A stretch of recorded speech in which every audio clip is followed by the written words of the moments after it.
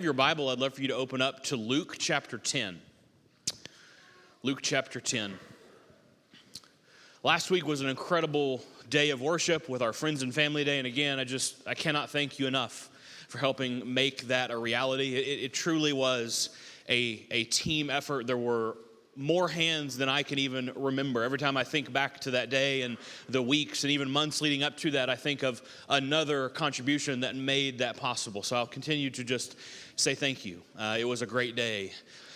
We're going to start a new series that is going to be shorter than our normal. It's going to be 3 weeks long, but it was entirely inspired by a class that we've had recently. If you were here, I believe a quarter ago or 2 quarters ago, then you got to experience Josh's class on Sunday morning, talking about the conversations Jesus had with other people.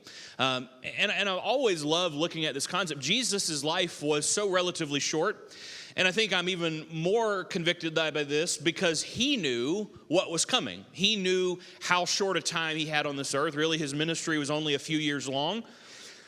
And so everything that he did was so intentional to forward and point to his Father, to point to what is to come.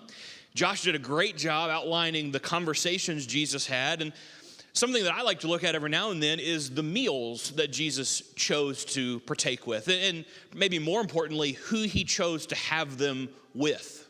Because again, Jesus did nothing. He wasted no effort. Everything he did was to point back to the Father. And so again, for about 3 weeks, I'd like us to spend just a few weeks together looking at some of these meals and why they matter. Because again, Jesus' life is supposed to be an example for us, and I think everything that's recorded for us about his life, the conversations he had, the meals he had, we can take great things away from. In Luke chapter 10, we'll see a story about 2 women by the name of Mary and Martha. And we're going to look at the meal, in essence, that they had with Christ and looked at it through the lens of the trap, and you'll see why I call it that in a minute, the trap of busyness. Mary and Martha are sisters, and this is actually not the Mary. This is not Mary Magdalene. This is not Mary, the mother of Jesus. This is not any of the many Marys. They seem to have a first name shortage. There's a lot of Marys. This is uniquely Mary, the mother, or the sister rather, of Martha. We're going to look at this, and while, this is not a Mother's Day sermon necessarily, it occurred to me about midway through the week, what we're talking about is priority, really, in Luke 10. Prioritizing the things that matter and perhaps taking away some of the things that matter less. And I want to phrase it that way because some of the things we're going to talk about are not valuable. But we have to prioritize the things that really matter and perhaps give ourselves more margin to be able to focus on what truly matters, which is Christ. My guess is that there are many moms, perhaps most of, if not every mom, that is thinking amen when we talk about this, thinking about life and how busy and how fast things move. And what I really want us to do is look at this meal with Mary and Martha and Christ and perhaps encourage us to slow down. To slow down even for a moment to prioritize the things that Mary saw as valuable and work on the things that Martha struggled with. Syracuse did a study. They have a whole institute that's all on behavioral science and why we do the things that we do. And they did a study on busy because it's become this status symbol. It's strange how many times we'll call somebody on the phone or we'll talk to somebody and say, hey, how you doing? And almost instinctually, the first thing that'll come out of someone's mouth is, man, I'm swamped. I'm busy. I'm full. And if I've called you and you've told me that, or if I've told you that, it's okay because we all do that. But our society has pointed to this idea of having a full calendar as this thing that we're proud of. And here's an excerpt from a paper they did called My Calendar, Is My Calendar Really That Full? And it was all on this. It was a graduate dissertation on busyness. Here's what they said. Busyness has become a status symbol. We have become conditioned to think that being busy alone, not the fruits of our work, make us valuable. The participants in our study displayed similar levels of pride and satisfaction by having a quote-unquote full schedule as they did if their employers offered them a promotion. I want you to let that sink in for a moment. The people that they studied were equally satisfied by just having what they believed to be a full calendar as they would if they'd have gotten a promotion at a job that would have came with more money, more benefits, more whatever. That is kind of where our society is pointed to, but that's not unique to now. Because we look back in Luke 10 and we recognize that there was elements of that they even struggled with in the first century. I read it somewhere, and I may have mentioned it already, but when Satan can't make us bad, he'll make us busy. And I think there's a lot of truth to that, because Satan has identified through the years that a busy Christian is in some ways the same as no Christian at all. Because if we become so busy to where we are losing track of what really matters, we've taken our eye off the ball, so to speak. We aren't doing what we're called to do. We'll see this displayed in the story of Mary and Martha. When Satan can't make us bad, he'll make us busy, which is the next best thing. Luke chapter 10 is where we're going to spend pretty much all of our time this morning. Luke 10, starting in verse 38. So this is Jesus coming to the home of two sisters, Mary and Martha. My guess is that many of us are going to quickly identify with Martha. If you've never read this story, my guess is you're going to start reading through this. And remember, somebody is coming to your home. And if you're anything like us, really the only time our house gets truly deep cleaned is if someone's coming over. You're probably the laughter lets me know that you're exactly in the same camp we are. Mary and Martha were to a degree similar, right? Somebody important was coming over to their home, and so Martha is busy making all these preparations. And you're going to read this, and you're going to think nothing that Martha is saying is bad. And you're right. Nothing Martha is doing is wrong. In fact, most of what Martha is doing is exactly what we do now with somebody's coming over to our home.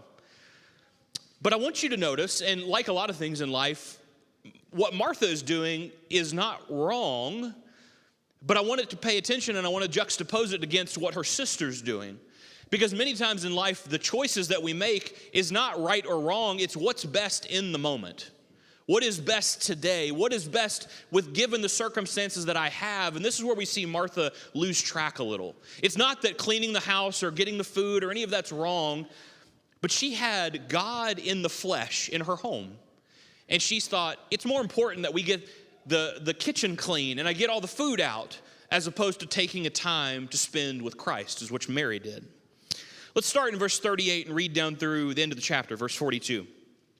Now as they went on their way, Jesus entered a village, and a woman named Martha welcomed him into her home. And she had a sister named Mary. Now I want you to pay attention. Martha is the one that initiated this meal. She had a sister named Mary who sat at the Lord's feet and listened to his teaching. But Martha was distracted with much serving. And she went up to him and said, Lord, do you not care that my sister has left me alone to serve? Tell her then to help. And the Lord answered her, Martha, Martha, you are anxious and troubled about many things, but one thing is necessary. Mary has chosen the good portion, which will not be taken away from her. I want us to look at a brief profile of Martha, because we're going to see a couple great things and a couple things probably to work on, but that are not dissimilar to us. We see that Martha was eager to serve. We see that she was wanting to be helpful, but perhaps her greatest downfall in the moment was that she was distracted, that she lost track of what was truly important in that moment. And in essence, that is what our life is as a Christian, is day after day, week after week, month after month, making decisions about what's important now. What is, you've heard me say this before, what is the next best thing? Not what was done in the past, not what was done yesterday, but today, what is the next best thing for me to do? She looked at this and said, Lord, and again, you have to imagine, more than likely, we don't know this for a fact, but more than likely, this was not a one-on-one dinner. Anytime where Jesus went and ate, he almost always had a large crowd. So more than likely, she would have invited him to her home, and either there had already been a crowd there, or when people found out that Jesus was going there, a crowd would have followed. And so you have to imagine Mary and Martha have a home full of people, and Martha felt necessary to come and interrupt in the middle of his teaching and say, Lord, Can you not get my sister to get up and help? Who's going to help serve? Who's going to help clean? Who's going to help get all of this ready? And Jesus says, Martha, Mary has chosen the best thing right now, which is to listen and to learn. It's not that what you're saying is not important, but what she's chosen is the best thing. And I want us to look through this. I read it this way. We can do spiritual, faithful things, and if we don't have Bible focus, we can be wrong. I want to repeat that. We can do spiritual, faithful things. We can do Christ-like things. We can do biblical things, and if our focus is wrong, we can be wrong. Martha was not doing anything that under normal circumstances Christ would have ever had a problem with. Most of which he had done himself, his family had done, right? She's just taking care of her home. But what she really was guilty of, that many of us are guilty of, is the lack of focus and priority. And that's what I want us to spend our time focusing on this morning. Look in Luke 10, and let's reread verse 40 together, because I want you to notice a couple things highlighted in red on the screen. But Martha was distracted by the preparations that had to be made. She came to him and asked, Lord, don't you care that my sister has left me to do the work by myself? Tell her to help me. Many times when we lose track of our priority, it's because we become more focused on me than anybody else, including Christ. When it becomes more about what I have to do, more about what my schedule needs to be, more about what I want to do, we quickly lose sight of the big picture. Martha did. Again, it wasn't that what she was doing is wrong, it's that she had lost track in the moment. We think about the word, and the essence of our message this morning is priority. But I want you to think about priority is the derivative, and we won't get into all the word phonetic of it, but it is a derivative of the word prior. And I want you to think about what prior means. The way we understand prior today means something that has come before, something in the past. So when we look at how we get the word priority, what it really means is what comes before anything else. What has come prior to all my other decisions?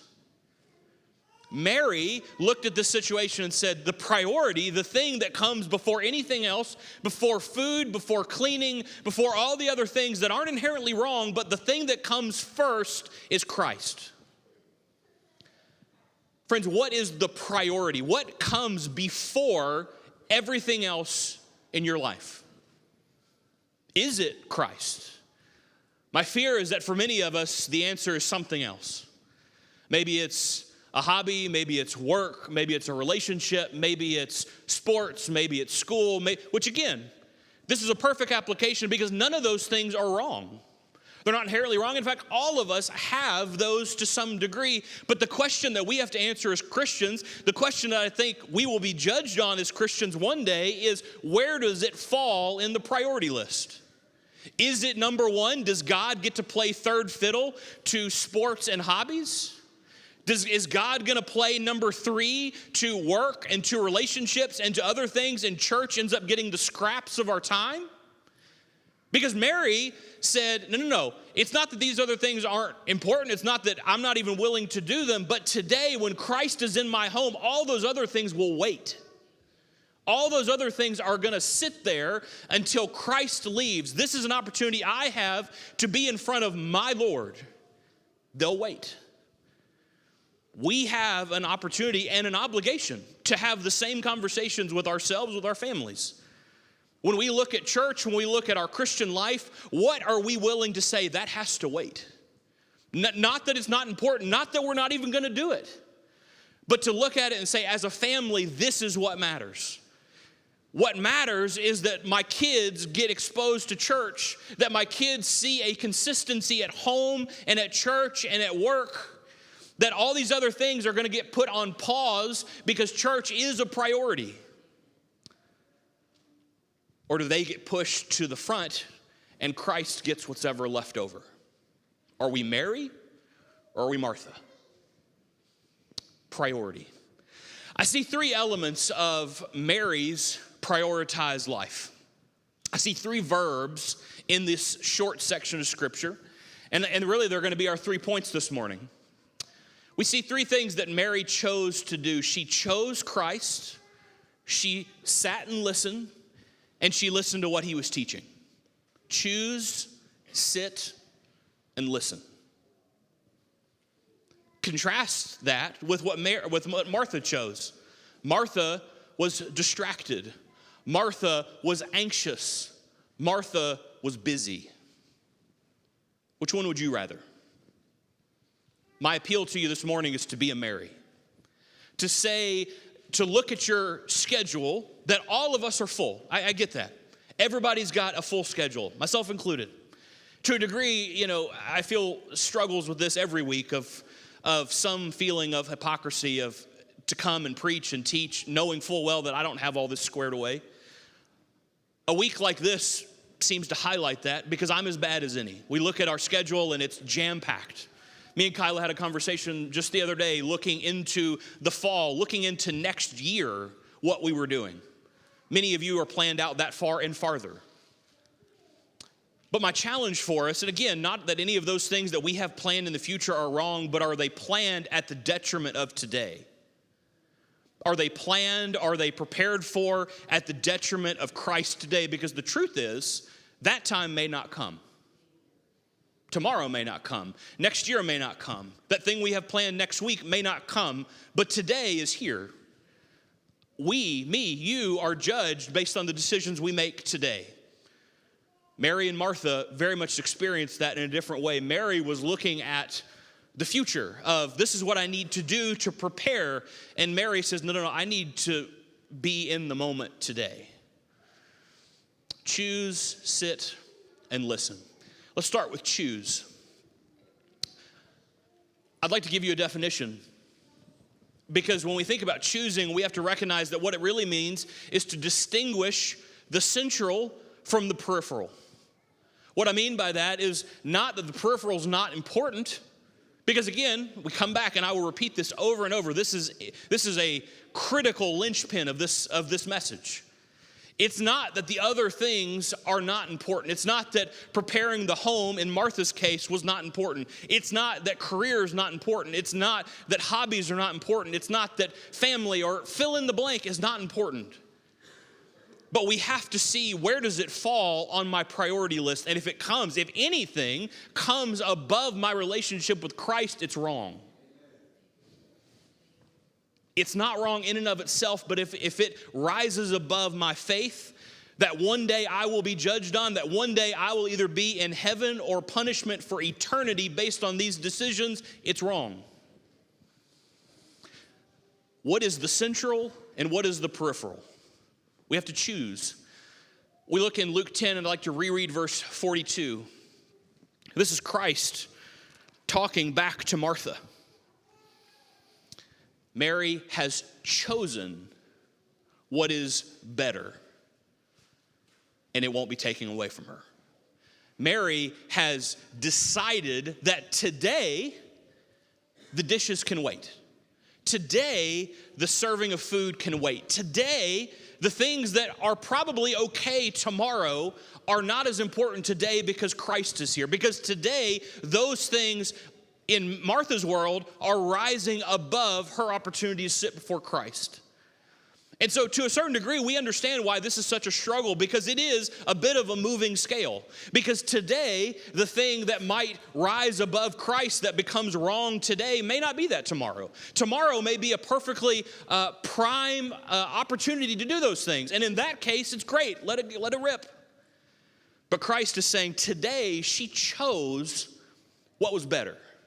That's our challenge. Every day we get up and choose the next best thing. What is the better that we have to pick from to make sure that Christ remains first in our priority list? Another way I saw this described is intentional living. That we live our lives intentionally, not that we just fall backwards into this posture, not that we just let what happens, but that we become very intentional with our family, with our schedule. That perhaps sometimes we have to say no to things to leave margin so that when the time comes for me to worship, when the time comes for me to be in the presence of my Creator, that I have enough margin and energy and focus to be there. Because I recognize that doing spiritual things without spiritual focus makes them wrong. Friends, do we have enough margin? My guess is for 99% of us, the answer is no. Myself included. We don't have enough margin.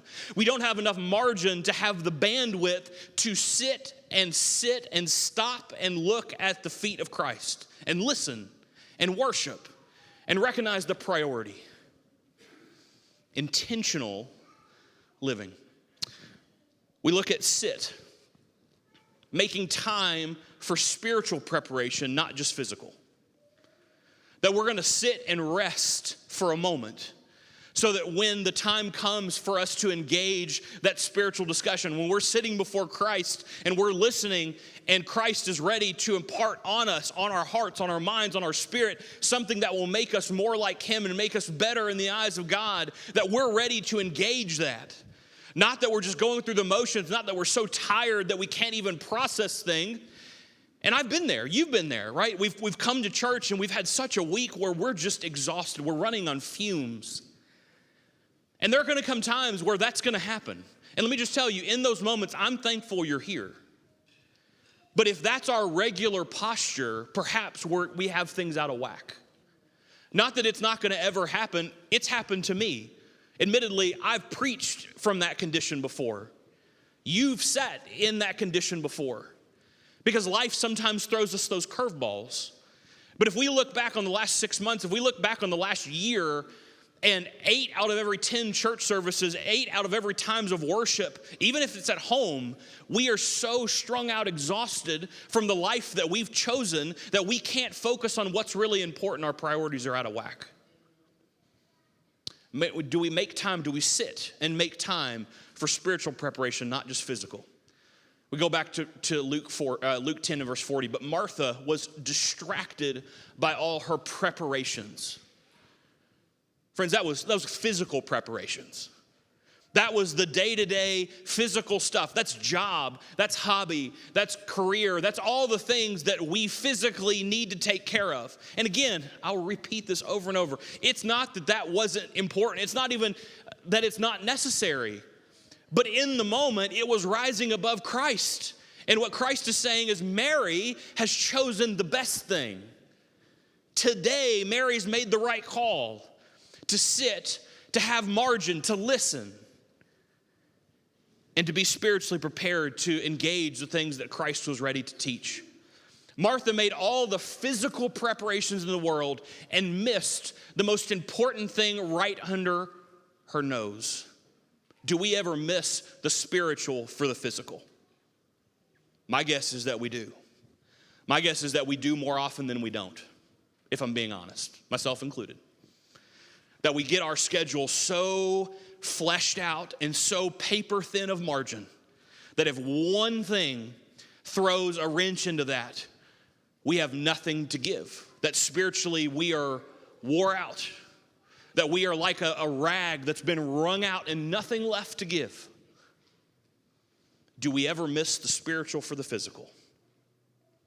2 Corinthians 11 and verse 3 says, "But I am afraid that just as Eve was deceived by the serpent's cunning, your minds may somehow be led astray from your sincere and pure devotion to Christ." Friends, our minds can be led astray. Our hearts can be led astray. It's all about priority, prior decisions. What gets the nod above everything else? And then lastly, we get to listen. And I'd articulate it to you this way. Practice Christ focus over self-focus. Remember Martha. Lord, what will you tell Mary to come and do and help me and my preparations, and I've done this, and I've done this, and I've done this. That's self-focus. Are we willing to be Christ-focused? Matthew 6 and verse 4, therefore, don't be anxious about tomorrow, for tomorrow will be anxious for itself. Sufficient for the day is its own trouble. Let's go back and reread the very end of our text together. Luke 10, 41 through 42. Martha, Martha, the Lord answered, you're worried and upset about many things, but few things are needed, or indeed only one. Mary has chosen what is better, and it will not be taken away. When we think about the trap of busyness, this meal that Christ had was influential not only on the lives of Mary and Martha, but points an incredible spiritual truth to us. Just in the same way as last week we talked about the value of friends and family, and to a degree that might seem simple. But I suggested to you last week that most of our spiritual success will be determined by the people around us. It seems like a simple concept, but the more we see it in action, the more you think about it, the more you recognize that's true. Similarly, this may seem simple, but my suggestion to you is that if you feel stuck, if you feel like I've not been as connected and as tuned in to Christ as I should be, I feel like I'm running on fumes, I feel like, and you keep filling in the blank. I don't know your situation personally, but my guess is that busyness at least contributes in part, if not entirely, to some of the problem. Just as Christ took time to step away and go be by himself in prayer. In fact, that's one of the consistent things we see Christ do in his ministry is step away and go spend time alone with God.